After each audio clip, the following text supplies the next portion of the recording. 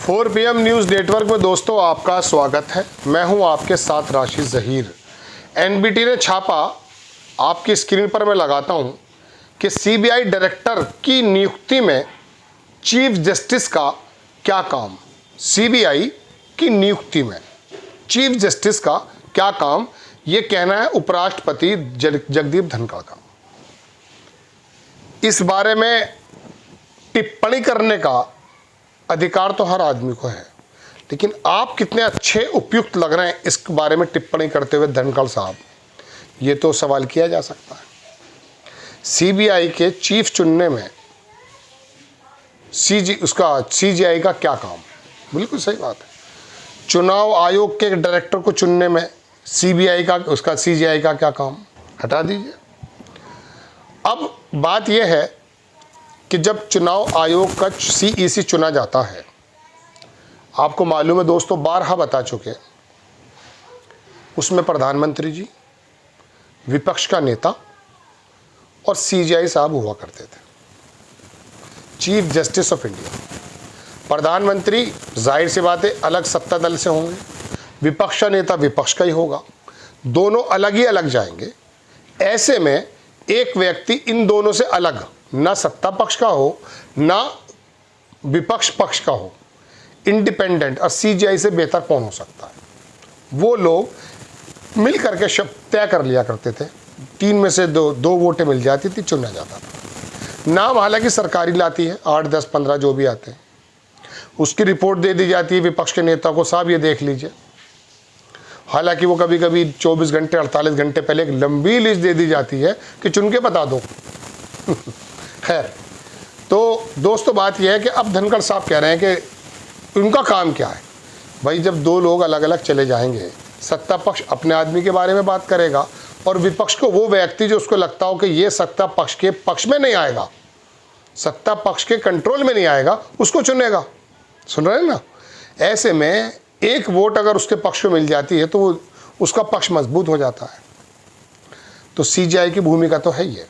अब कह ही रहे हो उपराष्ट्रपति जी कि इसमें सीजीआई का काम क्या है। सीबीआई में मैं तो आपको सीईसी में ले आया था, सीबीआई में, ईडी में, या जो भी बहरहाल हटाया गया है, आपने हटाया क्यों? भाई सरकार ने, मोदी जी की सरकार ने सीजीआई को, चाहे सीबीआई डायरेक्टर हो या फिर या तो रातों रात आता है लेटर, आपको पिछले दिनों मालूम होगा। तो बात यह है कि उनको हटाया क्यों और अपना मंत्री क्यों डाल दिया। सवाल ये कर सकते हैं क्या उपराष्ट्रपति जगदीप धनखड़ साहब? कर सकते हैं?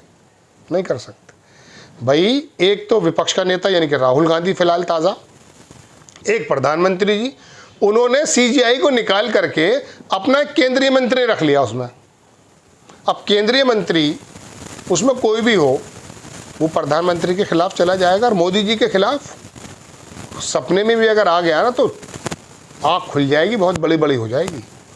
अरे उनको छोड़ दो, उपराष्ट्रपति आप भी जा सकते हैं क्या खिलाफ?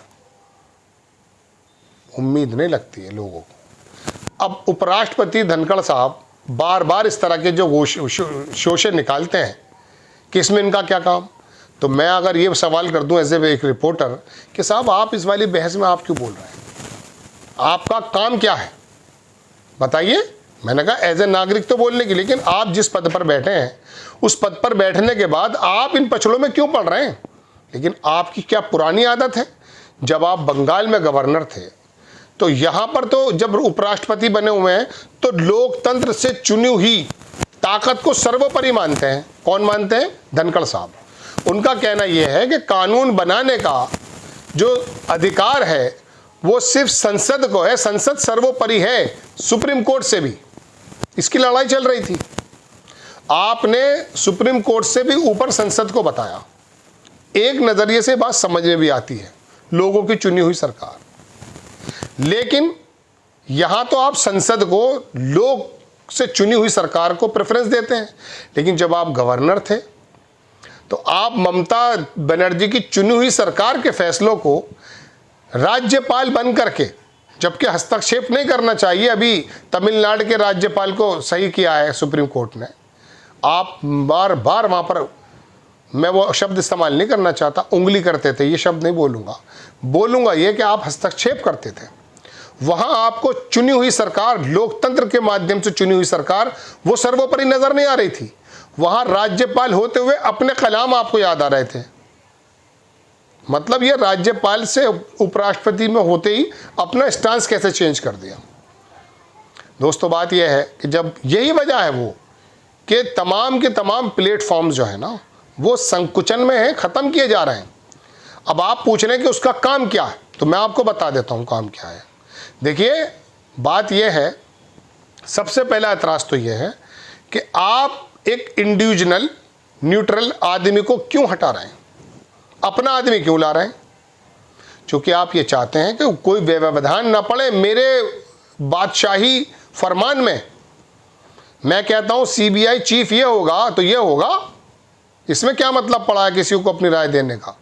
मैं कहता ये हूं कि चुनाव आयुक्त ये होगा तो ये होगा, तो इसमें आपने उस आदमी को हटाकर अपना ज़ेरे अब मातहत अपना एक मंत्री, अपना एक एमपी लगा दिया उसके अंदर, यानी कि गोया कि आप 2-1 से जीत जाएं। तो धनखड़ साहब पहले तो दिक्कत यह है कि आपने उस आदमी को हटाकर अपने ज़ेरे मातहत कैसे लगाया। 3 की जगह 2 ही कर दो ना फिर, या फिर 1 ही कर दो कि भाई मैं ही चुन लूँगा, विपक्ष नेता भी क्या करेगा। बात रेफरी होता है ना हर जगह, तो इसलिए वहाँ पर उसकी ज़रूरत है। सीबीआई के चीफ चुनने में सीजीआई की ज़रूरत इसलिए है क्योंकि प्रधानमंत्री अपने मातहत मंत्री के साथ अगर अपनी मर्जी का चुन लेंगे तो विपक्ष के नेता को शामिल करने का फ़ायदा क्या है, और आपको चुना नहीं जा सकता। अगर कोई व्यवस्था होती चुनने की कि उपराष्ट्रपति या राष्ट्रपति को भी चुना जाए, हालांकि उनके पास तो भेजा जाता है, लेकिन मैं वैसे ही एज्यूम कर रहा हूँ, तो आप तो मेरे ख्याल से बिल्कुल ऐसे लिख कर दे देते। अभी ध्यान है आपको, पिछले दिनों इस सरकार से पिछली सरकार में आम आदमी पार्टी के कुछ विधायक की सदस्यता ख़त्म की गई थी, कुछ हुआ था ऐसा, 15, 16, 17 थे। इतवार का रोज़ था, राष्ट्रपति के यहाँ भेजी, अरे भाई बाप रे बाप, शायद यूं ही कोविंद साहब थे शायद उस समय। फिर आप कहते हैं जी मेरे झुके होने की जो वो आप नकल करते हो वो बड़ी गलत है। हमें भी अच्छी नहीं लगी थी वो एक्टिंग, लेकिन शारीरिक एतबार से अगर उन्होंने बताया है वो हमें अच्छा नहीं लगा, लेकिन व्यवहार और आपके शब्दों से जो आपकी पर्सनैलिटी का पता चल रहा है कि कहीं ऐसा तो नहीं कि झुकते हुए महसूस हो रहे हैं वो शब्द उपराष्ट्रपति के। मैं बहुत संभल के बात कर रहा हूँ इस समय, कोई भी शब्द सीजीआई, सुप्रीम कोर्ट और या राष्ट्रपति इसके बारे में बोलते हुए बहुत, वैसे तो सभी जगह वो ध्यान रखना चाहिए, लेकिन मैं बहुत सतर्क हूँ। लेकिन आपके शब्द ये ऐसा महसूस नहीं आ रहा है कि आप सत्ता पक्ष की तरफ कुछ झुके हुए नज़र आ रहे हैं, सवाल के रूप में मैं पूछ रहा हूँ। तो सीबीआई के चीफ के चुनने में क्यों ज़रूरी है सीजीआई, ये मैंने बताया, लेकिन हमें ये बताया जाए कि आपका स्टांस बंगाल में कुछ और है और यहाँ कुछ और है। वहाँ आप जो हैं एडमिनिस्ट्रेशन के राज्यपाल और राष्ट्रपति के पक्ष में लोग से चुनी हुई सरकार के खिलाफ नज़र आते थे, यहाँ आप लोग से चुनी हुई सरकार के पक्ष में आते हैं और एडमिनिस्ट्रेशन को, सीजीआई को और वो जो बना हुआ था कॉलेजियम उसके खिलाफ नज़र आते हैं। क्यों, क्या है? सब कुछ बदल गया। एक शेर सुनाता हूँ आपको। गुलशन की बर्बादी के लिए सिर्फ एक ही उल्लू काफ़ी था। इसके शेर की शुरुआत कैसे होगी वो शब्द मेरे जहन से निकल रहा है। गुलशन बर्बादी के लिए एक ही उल्लू काफ़ी था, यहाँ हर शाख पे उल्लू बैठा है, अंजाम गुलिस्ता क्या होगा। जय हिंद।